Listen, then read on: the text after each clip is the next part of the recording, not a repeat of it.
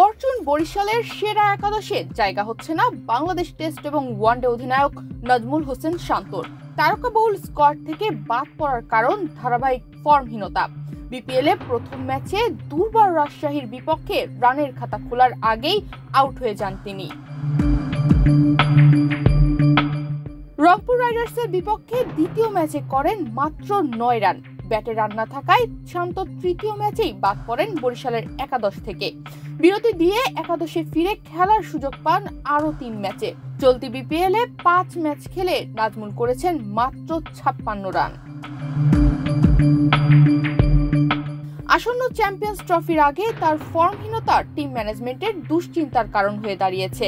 একে তো দলের অধিনায়ক, তার উপর ব্যাটিং অর্ডারের সবচেয়ে গুরুত্বপূর্ণ 3 নম্বর পজিশনে ব্যাট করতে হয় তাকে। ফলে নাজমুলের রানে ফেরাটা বেশ গুরুত্বপূর্ণ হয়ে উঠেছে টাইগারদের জন্য।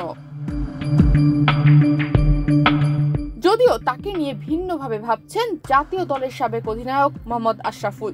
তার মতে একাদশে সুযোগ না পাওয়া নাজমুলের জন্যই ভালো, কারণ এতে নিজের মতো করে প্রস্তুতি নিতে পারছেন তিনি। এছাড়া টানা খেলে ব্যর্থ হলে তার হতাশা আরো বাড়ত বলে মনে করেন আশরাফুল। চ্যাম্পিয়ন্স ট্রফিতে নাজমুলের ভালো করার ছক আঁকতে গিয়ে আশরাফুল টেনে এনেছেন মাহমুদুল্লাহর প্রসঙ্গ। নিজের মতো করে অনুশীলন করে 2023 ওয়ানডে বিশ্বকাপে সফল হয়েছিলেন মাহমুদুল্লাহ। সেটি নাজমুলের জন্য বড় উদাহরণ বলে মনে করেন আশরাফুল।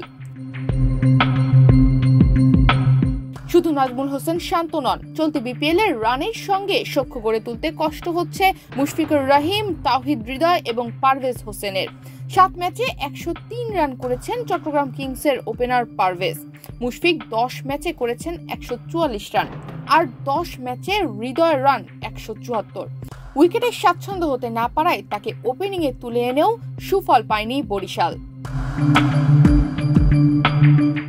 বিপিএল ও চ্যাম্পিয়ন্স ট্রফির ফরম্যাট ভিন্ন, এরপরও যে কোনো ফরম্যাটে ব্যাটে রান যে কোনো ব্যাটার্সকে সাহস যোগায়। আবার ব্যাটে রান না থাকলে স্বাভাবিকভাবেই বাড়ে দুশ্চিন্তা। সেই দুশ্চিন্তা কাটাতে প্রয়োজন ভালো সময়ের, আর নাজমুল, মুশফিক, তাওহিদের নিয়ে অপেক্ষাটাও সেই সময়ের।